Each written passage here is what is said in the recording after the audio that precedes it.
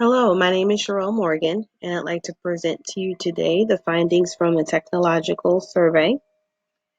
Review 21st Century Learners, the 4 Cs. Talk about new education trends. Show you some sample collaboration lessons. Make you aware of the resources I used in the presentation and an exit ticket to reflect on the things we're going to talk about today. So the technological survey was sent out to you. If you completed the survey, I appreciate it.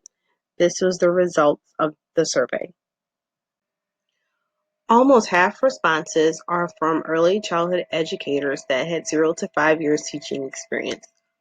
All employees agree that the school at least somewhat follows the education philosophy of AECT. Most found the student system JPAMS to be at least a fair program for student data demographic collection and news. The majority of employees would like more training with the new Cronus time clock system, which will be taking place this month. They would also like to be included in more decision making in the form of a survey. Most educators are willing to work over the weekend to provide internet access to the large portion of the population of students with limited availability at home. Computer equipment were available for users or at least in fair condition, if not better. Almost half of educators are in need of assistive technology in the classroom. Majority of educators would consider themselves proficient in technology. Educators with access to computer equipment used it on a daily basis. There was a mixed reception to what taxonomy should be used to incorporate technology into lessons. More than half of educators could use training in the 4 Cs. These same educators were interested in virtual reality and computational thinking, and most would attend a professional development on planning collaboration-driven project.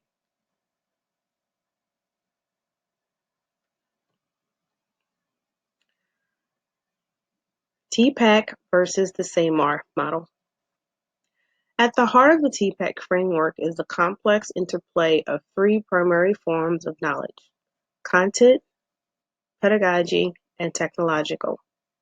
The TPACK approach goes beyond seeing these three knowledge bases in isolation. The TPACK framework goes further by emphasizing the kinds of knowledge that lie at the intersections between the three primary forms: pedagogical content knowledge, technological content knowledge, technological pedagogical knowledge, and technological pedagogical content knowledge.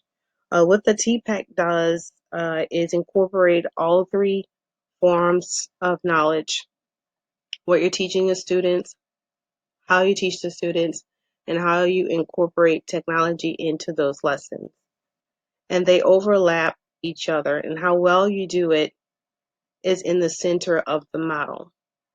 So it's a way that they're layering all three of these different parts of how we teach together. The SAMAR model is a model designed to help educators infuse technology into teaching and learning. It's popularized by Dr. Rubin's model, supports and enables teachers to design, develop, and infuse digital learning experiences that utilize technology. Teachers use the SAMAR ladder that is coupled to Bloom's reverse taxonomy. As the tasks move lower to upper levels of the taxonomy, it also moves from lower to upper levels of the SAMAR. The two enhanced levels of the SAMAR, substitution, augmentation, are associated with three lower levels of Bloom, while the two transformation levels of SAMAR, modification and redefinition, are associated with the upper levels of Bloom. The SAMAR model, in my opinion, serves teachers that may need additional structure and support to integrate technology into their lessons, as it does have a lateral approach. You do one thing and then you move on to the next, and you move on to the next, until you've come to the point where you're able to combine all three, like the TPACK.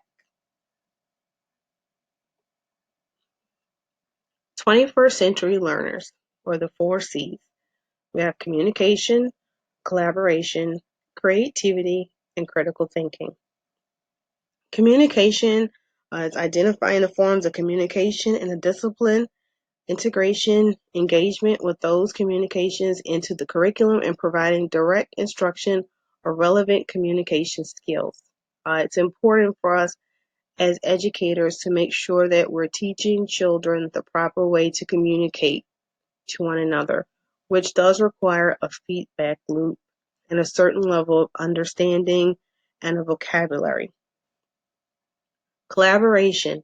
Educators can no longer assume that simply putting students into groups is enough to support learning.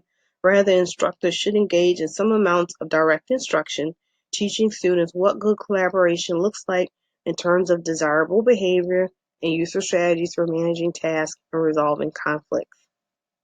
In this situation, when you have students collaborating, you need to make sure that everyone's assigned a role, everyone knows that they're part of the group, that their opinions are valued, and you also need to make sure that you're at least in the proximity to mediate any types of disagreement if they're not resolved within the group in a timely manner. Creativity. Students can be taught particularly creative problem-solving and divergent thinking. More specifically, research suggests that explicit instruction about divergent thinking processes and cognitive strategies such as brainstorming and problem finding, which involves efforts to identify, define, and represent a problem in which given space is an effective method of enhancing creativity. So again, just want to make sure that your class is not so rigorous. Your lessons are not so structured that students are not allowed to explore, express, and be creative. And that they're not allowed to collaborate and communicate with other students in the room. They want you to try to make sure that you're offering um, lessons and ideas where they're allowed to explore a problem and to come up with a solution and how they can form or transfer that solution to a tangible object. Critical thinking. Students must also have opportunities to practice their critical thinking skills with instructor support and to receive feedback on their performances. Instructors should also consider use of problem-based collaborative approaches to learning, as these have been associated with gains in critical thinking. Again, this ties back to that level of creativity. You want to present students with problems or ideas and give them a chance to think and to work with each other through collaboration and communication and creativity to come up with a solution for it. Virtual reality was another interest for many teachers on the technological survey. Virtual reality refers to computer-generated environments that simulate the physical presence of people and/or objects and realistic sensory experiences. At a basic level, this technology takes the form of 3D images that users interact with and manipulate via a computer interface. Samsung found that 85% of teachers agreed that virtual reality would help their students understand learning concepts and facilitate greater collaboration, and 84% believe the technology would increase student motivation. Lifelink technology allows students to view 3D images of plants, animals, and geographic features. Students can select from 1,000 images and get up close annotated views of specimens such as beetles and dinosaurs that they can drag into a digital science report. So this is just another example of how we can integrate technology into our lessons, how you can have a virtual science lesson by looking at animals and insects. You can look at the anatomy with 3D images. You can use software like Morpho to create digital 3D animations. So this is just another venue we can use to enhance our lessons and encourage student engagement.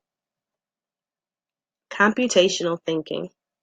Defined by the International Society for Technology and Education as the ability for students to develop and employ strategies for understanding and solving problems in ways that leverage the power of technological methods to develop and test solutions. This was another area that a lot of people selected they would like to learn more about. But computational thinking is stuff we're already doing in our lessons.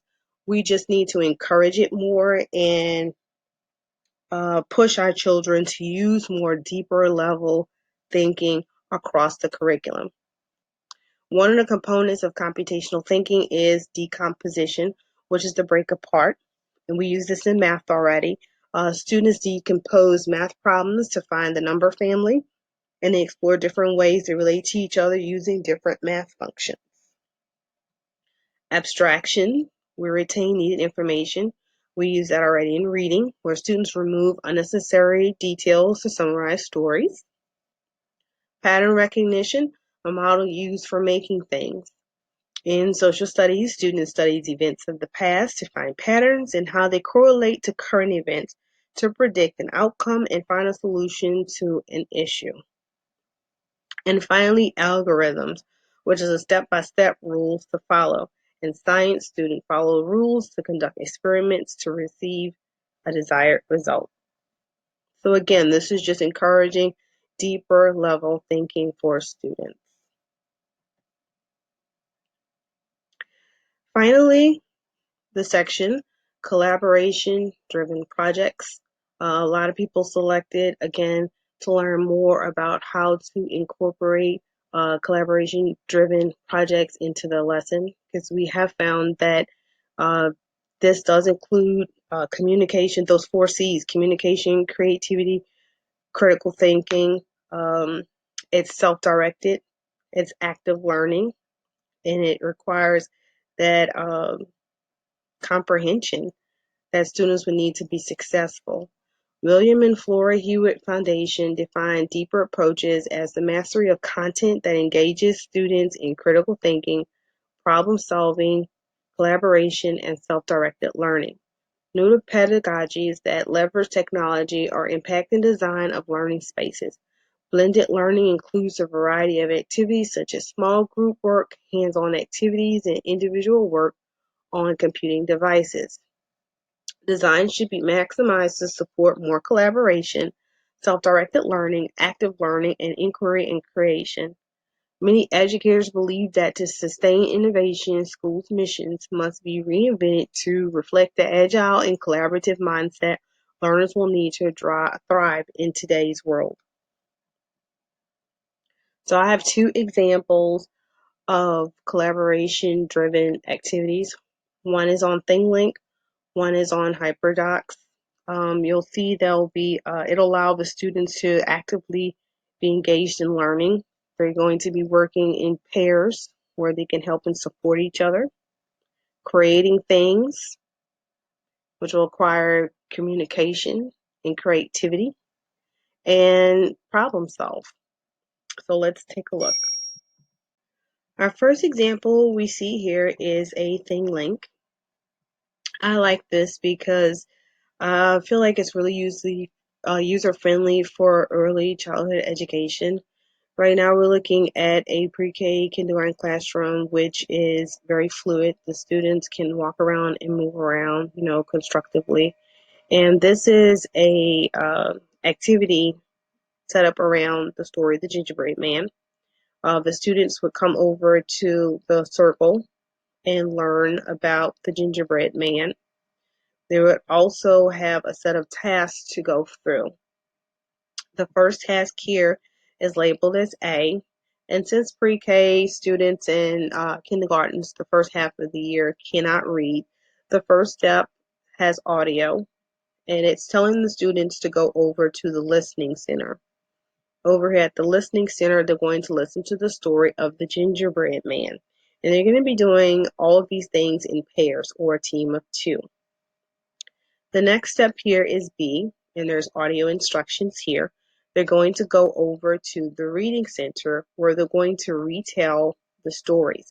And the teams are going to discuss how a raft might help the gingerbread man make it safely across the river.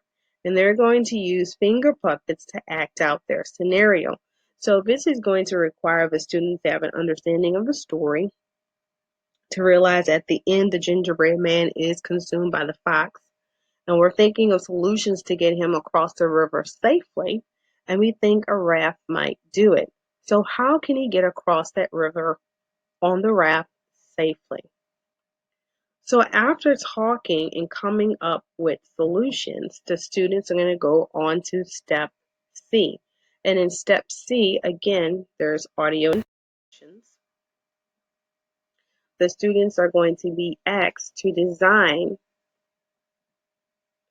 a raft that can be used to get gingerbread man across the river. We see the collaboration. They're going to work together based on the design they came up with to now create this raft, and they're also going to test this raft out to see if it will actually work. Finally, after they've completed their raft successfully, the final step here is E, where they're going to be allowed to go to the snack table and sample a gingerbread cookie. And this is important to connect that real life to book. So we've read the story about the gingerbread man, but then the students might be asking, why do all these characters really want to eat a gingerbread man? So this gives them an opportunity to sit down at the table and to see why they all want to eat them, because gingerbread is delicious. And it also provides another venue for the students to discuss what they've learned, reflect upon the different things they've done around the classroom. This allows them to move around freely and to do things, to work as a team, to collaborate, to be creative, to troubleshoot a problem. So this is a lesson for pre-K students with, support can do independently in time. All right, here we see a hyperlink activity. Hyperlinks are similar to think links. Think links are more pictorial. You see it's a larger picture. There's picture boxes. You can add audio text for students who have not yet learned how to read so that they can follow directions and maneuver through it. HyperDocs is I would say geared toward older learners where they do have to take some ownership in how they progress through the lesson. And you can include links to different materials so that they can learn that way. And you can add sound bites, but it does require a deeper level of understanding and more advanced use of computer software and programs. So here is the lessons for students to learn more about assistive technology as it relates to students who have hearing impairments or at least are hard of hearing. So we're asking, can we make remediation fun and engaging for all students in your class, including students with hearing impairments? So once we've asked that question and we've gotten the students engaged and interested in what we're talking about, we then have a link here for them to read a report about assistive technology. Next, we have them exploring an app that they can play where students who have assistive technology can also participate in with little to no assistance. Then we have here, the next level here is to explain. And as you'll see, the HyperDoc, much like the ThingLink, has steps from A, B, C, D, E. The HyperDoc also has steps from engage, explore, explain, apply, share, and reflect. So on the explain step here, they're giving you an opportunity. There's a link here to listen to a video explaining the Kahoots app. And they're also asking you to listen to that video using an accessibility app. After they have applied their skills, it says here to play around with Kahoot using one of Microsoft Windows or Apple's accessibility feature. So before we gave them a video to watch, we told them what accessibility feature to use. Now we're allowing them to apply a feature that they would like to use. So after engaging, explaining, and applying, now they're ready to share what they have learned to others. So it says here to create a short round of Kahoot to be played with others, including a link and game code here. So now we know that the students have an understanding of not only the software of the game, but also the software that includes accessibility acts because they're able to share that information with others. And just like with the Thing Link and the Gingerbread activity, With a HyperDoc activity, you always want to allow students a chance to reflect on what they've learned. So here's a list of the resources I've used to compile this presentation. And finally, here's a chance for you to reflect upon the things we've learned. Would you use one of the sample lessons you've seen here, either the ThinkLink or the HyperDoc, in your classroom with or without modifications for your students? Why or why not